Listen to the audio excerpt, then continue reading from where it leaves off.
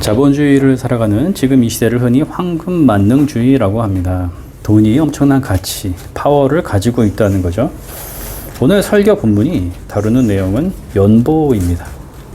신학적인 의미들을 풀어갈 것인데 쉽게 말하면 헌금이라고 표현할 수 있겠죠. 다루기가 쉽지 않은 주제입니다. 하지만 성령 강림의 6번째 주일, 교회력 본문이 정하고 있는 바 오늘의 본문을 통해 1세기 초기 교회에서 바울을 통해 준비되었고 실행되었으며 그 과정 속에서 의미 있게 드러나고 있는 그리스도교 신앙의 본질과 교회의 정의를 발견하고자 합니다. 그리고 오늘 우리도 그 의미를 되새기는 시간이 되었으면 좋겠습니다. 1세기 초기 기독교는 내외부적으로 힘든 시기였습니다. 고린도 후서 본문 설교가 다루는 시대적인 배경은 AD 70년 예루살렘 성전 멸망 이전입니다. 저작 연대에 따라 복음서는 전쟁의 시기 그리고 그 이후를 배경으로 하지만 바울 서신은 40년대에서 60년대 중반까지를 상정하고 있기 때문이죠. 예루살렘은 유대교 성전 재의를 위한 순례객들을 대상으로 하여 세금과 생필품 판매로 얻는 경제적 수입에 의존하고 있었습니다. 예루살렘의 유대인 그리스도교 교회는 본격적인 박해 상황에 떨어진 것은 아니었지만 여기서 본격적인 박해라 함은 성전 멸망 이후에 이단으로 규정되는 것을 말합니다. 차별을 당해야 했습니다. 유대교 입장에서 보기에 율법 준수와 유일신 논쟁에서 차이를 보였기 때문이죠. 그들은 경제적 혜택에서 소외되거나 소매상에서 거래처를 잃는 불이익을 감수해야 했습니다. 가뭄이나 흉년이 겹치게 되면서 극심한 가난에 떨어지게 되었죠. 바울의 이방 선교로 인해 출현하게 된 이방인 중심 그리스도교 교회는 지역마다 차이가 있었겠지만 소수의 상류층, 다수의 평민과 노예들로 구성되어 있었습니다. 그들도 로마 제국으로부터 받는 시선이 달갑지 않았습니다. 제국의 입장에서 보았을 때에 예수님은 황제에 대항한 선동 제목으로 처형된 죄인이었습니다. 교회가 열광적인 밀교적 성격을 지녔다고 생각했고 주님의 몸과 피를 나눈다, 이 성찬에 대하여 식인 문화라는 잘못된 오해를 품고 있었으며 주인과 종, 남녀가 함께 어울리는 문란한 집단이라는 편견을 가지고 있었습니다. 60년대에 로마로부터 극심한 박해가 있었는데 이때에 베드로와 바울이 순교했다는 정황을 보더라도 그들이 사회적 관계에서 어려움을 겪고 있었으리라는 점, 경제적 상황이 녹록지 않았으리라는 점을 추정할 수 있죠. 이러한 시기 이방인 그리스도교 교회가 예루살렘의 유대인 그리스도교 교회를 향하여 경제적 지원으로서의 연보를 계획하게 되고 실제 감행하게 됩니다. 8장 4절에 따르면 마게도냐 지역의 교회들이 바울에게 성도들을 구제하는 특권에 동참하게 해달라고 간절히 청하였다. 이렇게 언급하고 있죠. 그들은 일주일에 한 번 주님의 부활을 기억하고 기념하기 위해 보이는 주의 날 예배와 성찬을 하면서 모금을 한 것으로 보입니다. 마게도냐는 적어도 3개의 지역의 교회를 의미하는 것이었습니다. 빌립보, 데살로니가, 베레아 지역의 교회죠. 그러니까 빌립보 교회라 함은 빌립보 지역에서 예배드리는 몇 개의 가정교회 연합을 의미하는 것입니다. 이들의 상황이 결코 넉넉한 것이 아니었죠. 환난과 가난에 직면해 있었습니다. 빌립보서 1장 29절에 따르면 바울이 그들에게 그리스도를 위하여 고난을 받는 특권을 주셨다라고 위로할 정도입니다. 데살로니가 전서 1장 6절을 보아도 데살로니가 교회가 겪는 상황이 얼마나 힘겨웠는지를 알 수 있습니다. 여러분은 많은 환난을 받으면서도 성령이 주시는 기쁨으로 말씀을 받아서 우리와 주님을 본받는 사람이 되었습니다. 라고 위로하고 있죠. 바울은 7장 5절에서 자신이 마게도냐 지역에 이르렀을 때에 여러 가지 환난을 겪고 밖으로는 싸움과 안으로는 두려움에 직면했다라고 고백할 정도였습니다. 그런데 그들이 연보를 준비하였다는 겁니다. 본문은 그 일을 카리스, 즉 은혜로운 일로 규정합니다. 8장과 9장에서 10번 이상 강조하고 있는 용어가 은혜인데요. 가난한 자를 돕는 일이라고 하는 이 표면적 차원을 넘어서서 주님이신 예수 그리스도의 삶을 따르는 실천이며 하나의 교회, 즉 그리스도 안에서 한 형제 공동체를 추구하는 특권을 누리는 것을 은혜라고 본 것입니다. 바울은 은혜를 하나님으로부터 오는 것인데 그것을 받아 누리고 있는 인간들 차원에서 감사로서 입증되는 것이라고 정의합니다. 그 입증은 실천을 통해 효력을 발생한다고 보았죠. 반면 고린도 교회는 마게도냐 지역의 교회들이 보인 모습과는 달리 1년 전 연보를 계획하였지만 현재 중단된 상황이었습니다. 고린도전서를 통해서 보았을 때에 바울과 교회의 마찰, 사도권 인정의 문제, 일부 율법 교사들이 들어와서 바울의 복음을 변질시킨 점, 교회의 은사주의 경쟁과 같은 상황들로 인해 중단된 것으로 보입니다. 곧 고린도 교회를 방문할 것인데 그때까지 연보가 준비될 수 있도록 마음을 새롭게 하고 이 은혜로운 일을 집행하라 권면하고 있는 것입니다. 12절 기쁜 마음으로 각자의 형편에 맞게 자원하는 심정으로 해야 한다라고 말하고 있죠. 연보가 동정의 차원이거나 강제적 의무사항으로 변질되어서는 안 된다는 겁니다. 마게도냐 지역의 교회들이 품고 있었던 마음이면서 은혜에 기반한 거룩한 사역이 되어야 한다는 점을 가르치기 위해서 바울은 어떻게 지금의 은혜를 누리게 되었는가를 설명합니다. 두 가지 차원인데요.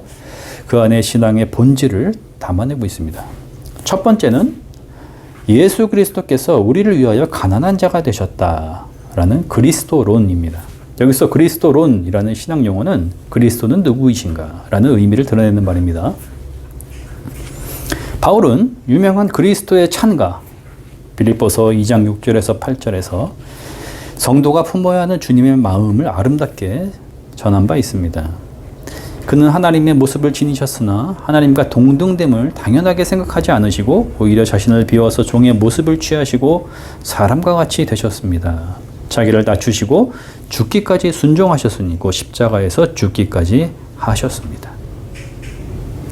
우리의 믿음의 대상이신 예수 그리스도는 극심한 가난의 차원을 넘어서서 가장 낮은 자리, 오해와 모욕과 배신, 그리고 하나님께 저주받은 자의 운명, 사회에서 영구적인 제거를 의미하는 사형죄로 죽임당하심의 극단에 떨어지셨습니다. 실제 주님의 삶은 하나님 안에서 누리는 기쁨의 날들이셨겠지만 평범한 인간의 시선으로 바라보기에는 고난의 연속이셨음을 복음서가 보여주고 있습니다.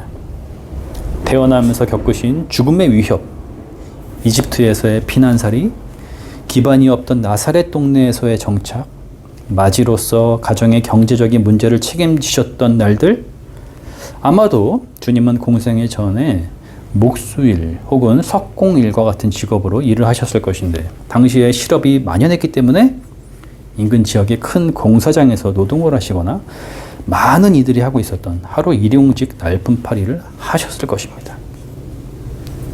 공생의 날들은 제자들과 함께 공동체를 이루어서 하나님 나라를 전파하는 선교 여행의 날들이셨고 십자가를 향하여 예루살렘으로 나아가시는 여정이었죠.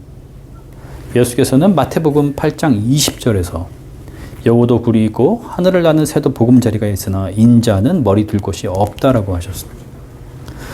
복음서 곳곳에서 너희는 내일 일을 걱정하지 말아라. 하늘 아버지께서는 너희의 필요를 아신다.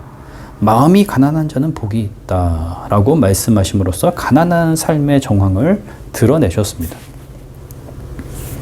이러한 주님의 가난은 어쩔 수 없으므로 운명적으로 가난할 수밖에 없으므로 처한 현실이 아니라 하나님 아버지의 은혜를 최우선으로 갈망하는 평범한 한 인간이 되시기 위해서 교만하고 외식하는 인간이 아니라 스스로 죄인이라 여기는 하나님 앞에서 부족한 사람들과 연대하시기 위해서 친히 형제가 되시기 위해 자발적으로 겪으신 가난이었습니다. 따르는 군중들이 있었고 임금으로 삼고자 하는 이들도 있었으며 사탄은 시험을 통해서 만국의 영광을 주겠노라 유혹하기도 했지만 단호히 거부하셨죠. 그리스도를 따름, 그 길을 향함은 그리스도의 영광, 그리스도인의 영광을 의미합니다. 초기 그리스도인들은 이 마음으로 명예를 누리는 사람들이었죠. 필연 그 길은 부활의 영광으로 이어진다고 믿었습니다. 자신들의 환난과 궁핍과 어려움 속에서도 주님의 모습, 주님의 가난을 본받고 감내하고 자신들과 같이 예수 그리스도를 주로 고백하고 있는 예루살렘 유대인 그리스도교 교회와 더불어 하나님 안에서 어려운 상황을 극복할 수 있으리라 믿었던 마게도냐 지역의 교회들이었습니다. 그런데 고린도 교회는 이 영광스러운 일에 참여하려고 하지 않았고 분파주의와 열광적인 은사운동에 몰두하고 있었으니 바울이 근심할 수밖에 없었습니다. 두 번째는 예루살렘 유대인 그리스도교 교회와의 연대를 통해 하나의 교회를 추구하려고 했던 바울의 교회론입니다. 교회론이라고 하는 신학 용어는 교회는 어떠한 곳인가를 정의하는 거죠. 바울에게 있어서 이 프로젝트는 위험하면서도 중요한 의미를 지닙니다. 실제 바울은 모금만 연보를 가지고 예루살렘으로 가지만 그곳에서 열성 유대인들에 의해 체포가 되고 로마로 압송되어 죄수의 신분으로 잠시 복음을 전할 수 있었지만 처형을 당하게 되죠. 그는 이방인의 사도로 부르심을 받았습니다만 예루살렘을 중심으로 하는 유대인 그리스도교 교회와의 연합이 얼마나 중요한 일인지를 잘 알고 있었습니다. 예수님이 유대인이셨고 이스라엘 족장들과 다윗 왕가의 전통을 잇는 참 이스라엘이셨으며 구약 성경이 예언한 메시아이셨기 때문입니다. 그 기반 위에 세워져 있는 예루살렘 유대인 그리스도교 교회와의 단절은 이방인 그리스도교 교회가 정체성을 잃게 됨을 의미하는 것이었고 그리스도론을 잘못 이해하게 되는 위험을 초래할 수 있는 문제였죠. 시간이 지나면서 예루살렘에서 이방으로 중심축이 이동이 되었지만 바울 선교 당시 이방 그리스도교 교회는 예루살렘으로부터 그 정통성을 인정받아야 하는 시기였습니다. 베드로의 고넬료 방문으로 인해 이방인 선교의 문이 열렸고 그들을 공동체의 일부로 받아들이기로 한 예루살렘 사도회의 결정이 있었지만 현실적으로는 율법 준수, 할례, 음식 규정 등에서 차이를 보이면서 아직 불편함이 있었죠. 바울은 로마서에서 예루살렘 유대인 그리스도교 교회가 가지는 특별한 권위와 의미성을 설명하고 있는데 그들을 향한 연보도 이러한 차원에서 이행되어야 함을 암시하고 있습니다. 로마서 11장 11절에서 12절입니다. 그들의 허물 때문에 구원이 이방 사람들에게 이르렀습니다. 이스라엘의 실패가 이방 사람의 부요함이 되었다면 이스라엘 전체가 바로 설 때에는 그 복이 얼마나 더 엄청나겠습니까? 15절입니다. 하나님께서 그들을 버리심이 세상과의 화해를 이루는 것이라면 그들을 받아들이심은 죽은 사람들 가운데서 살아나는 삶을 주심이 아니고 무엇이겠습니까? 바울은 예루살렘 유대인 그리스도교 교회가 하나님과 계약을 이어간 족장들의 역사, 주님의 공생애, 사도들의 활동을 이어주는 매개, 즉 구약에서 하나님이 준비시키시는 남은 자, 사상의 계보를 잇고 있는 공동체로 보았던 것입니다. 당연히 그러한 공동체와 연합하는 것이 정통성을 얻는 길이었죠. 또한 바울은 종말론적인 기대로 연결시키기까지 합니다.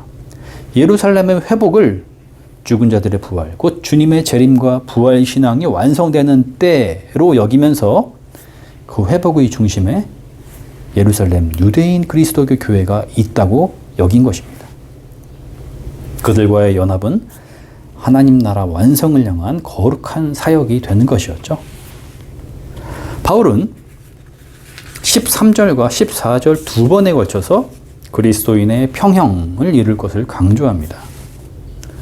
마게도냐 지역의 교회들과 달리 현재 넉넉한 고린도 교회의 살림이 그들의 궁핍을 채워준다면 이후 그들이 고린도 교회가 궁핍한 상황이 되었을 때에 도울 것이라는 거죠.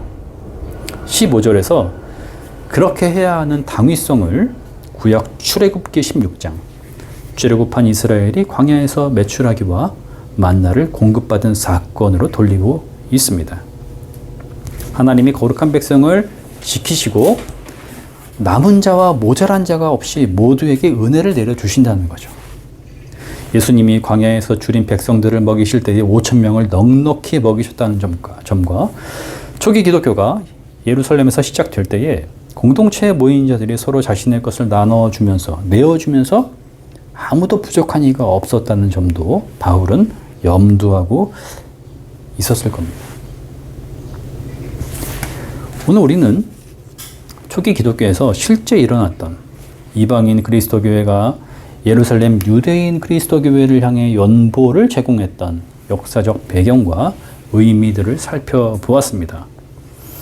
헌금을 어떻게 드려야 하고 무슨 유익이 있으며 왜 교인이 의무사항처럼 교회 생활에서 헌금을 드려야 하는가에 관하여 나눈 것이 아니라 그리스도의 가난을 추구하는 그리스도인의 길에서 누리는 영광, 은혜 누림의 입증과 효력의 차원에서 살펴보았고 하나의 교회로 연합하고자 하는 형제애의 추구에서 얻게 되는 명예의 차원에서 다루었습니다. 헌금에 대하여 교회 내부에서도 교회를 바라보는 외부에서도 말이 많은 시대입니다. 오늘의 본문이 묻고 있습니다.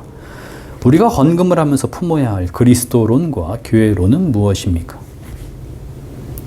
그 본질을 추구하는 것이 시대와 상황을 막론하고 중요한 문제입니다. 교회는 325년 니케아 공의회 이후 하나의 거룩한 보편적이며 사도적인 교회를 추구하는 고백과 전통 위에 서 있습니다. 대형 교회와 작은 교회가 이 시대의 빈부격차와 동일한 양상처럼 구분되어 버리고 주는 자와 받는 자는 지위적인 차이를 느끼고 세 공제를 계산하면서 헌금을 하고 드린 만큼 영향력을 누리지 못하면 기분이 상하고 헌금을 드리지만 사회생활에서의 탈세와 인색함에는 아무런 거리낌이 없고 이러한 모습들 가운데 내가 있지는 않은가 돌아봐야 할 때입니다. 바울은 갈라디아서 6장 2절에서 너희가 서로 짐을 대신 짐으로써 그리스도의 법을 성취하라 권면하였습니다. 우리가 드리는 헌금은 은혜 받음의 입증이 되어야 하며 그리스도의 법을 성취하는 기쁜 실천이 되어야 하겠습니다.